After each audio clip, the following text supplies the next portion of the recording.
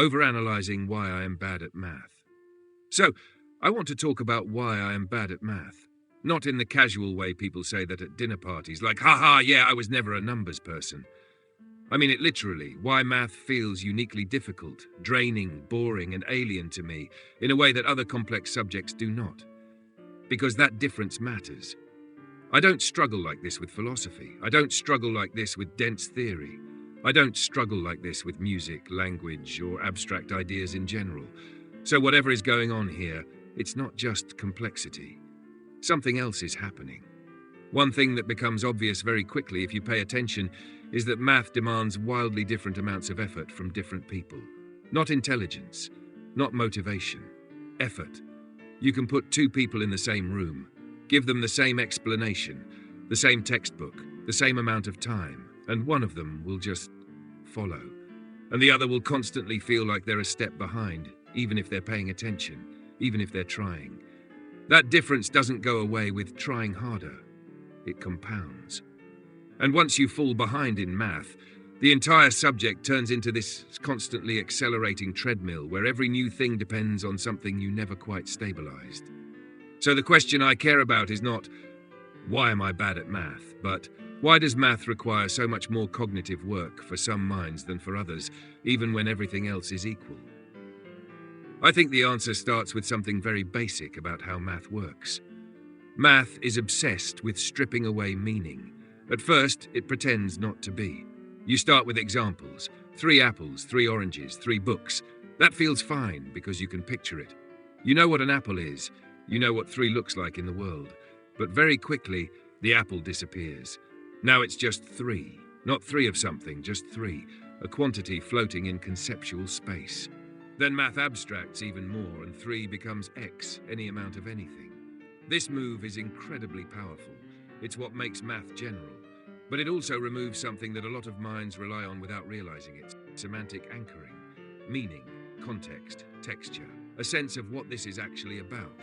For some people, removing that doesn't hurt. For others, it's like removing gravity. This becomes a serious problem once symbols enter the picture. Because math doesn't just remove meaning, it replaces it with symbols, and then assumes those symbols will behave nicely in your mind. Here's what that actually feels like if you slow it down. Imagine you're talking to someone, and they keep inventing new words mid-conversation. At first, they're polite about it. They say, okay, so there's this thing, let's call it a florp. A florp is when 2 ideas sort of cancel each other out, but only partially. You go, okay, fine, weird word, but I think I get it. Then they continue. So once you have a florp, you can apply a snex to it. A snex is like a reversed florp, except when it's nested inside a krell. You interrupt, what was a krell again? They say, oh, I explained that earlier. Anyway, when the florp snexes the krell, you get a plim. At this point, you're not stupid. You're not inattentive. You're just trying to keep track of 5 invented words whose meanings were explained once, briefly, and never revisited. Now imagine this conversation continues for an hour at full speed, and every new sentence assumes you're fully fluent in florp, snex, krell, plim. That is what math feels like when symbols are introduced faster than they can become mentally stable objects. People who are already fluent don't notice this at all. For them, these symbols are no longer words that stand for something. They are things. They look at an equation the way you look at a shape or a musical chord or a chess position. They don't read it step by step. They see it. And this is where a massive projection error creeps in. Because once symbols have become perceptual objects for you, you forget what it was like when they weren't. Because of this, they unintentionally project their own fluency onto learners. So a math teacher would think, I explained this, they understood it, now we can move on. But understanding an explanation is not the same thing as being able to track symbolic transformations in real time. That requires automation. And this is where the subjective experience becomes important. When I'm in a math class, I'm not just listening, I'm constantly decoding. Every symbol has to be translated into meaning, often into a visual image or a verbal definition, or some intuitive story I construct on the fly. That translation takes time. While I'm doing that, the class keeps moving. So by the time I've figured out what just happened, the next step already depends on it. Subjectively, following math when you're not fluent feels like this. Someone is playing the shell game.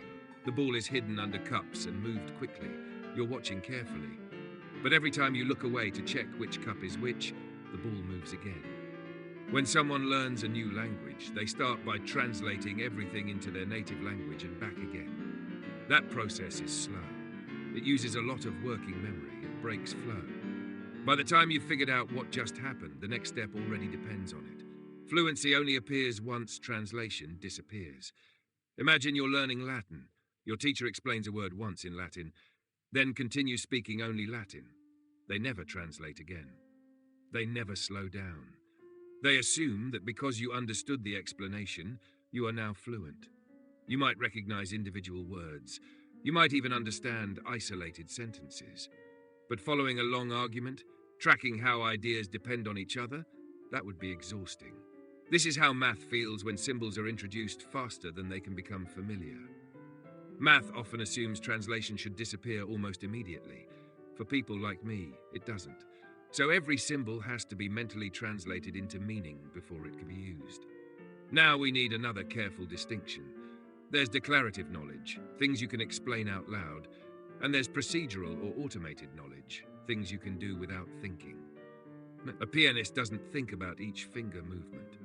That knowledge has been automated through practice. Math works the same way. Symbol manipulation has to become offloaded into unconscious processes, but automation only happens through practice. Here's the problem. Practice only works when you know what you're practicing. If you don't know how to start a problem, you can't practice effectively, so you get stuck. Practice becomes frustrating. Frustration kills motivation. No repetition means no automation. And because nothing is automated, every new problem feels just as opaque as the last. This is the downward spiral. Some people can absorb new rules instantly, even if they feel arbitrary. Others need rules to connect to something meaningful. Words with clear connections stick easily. Arbitrary sounds don't. Math is full of rules that feel arbitrary unless someone takes the time to explain where they come from and why they exist. Often, that time is not taken. People often say math is boring. But boredom isn't about simplicity. Boredom happens when effort isn't rewarded with insight. For me, math often feels like a lot of mental work, a lot of confusion, a lot of repetition, and very little sense of meaning or payoff. That's not flow. That's friction. I am not bad at abstraction. I use metaphor constantly.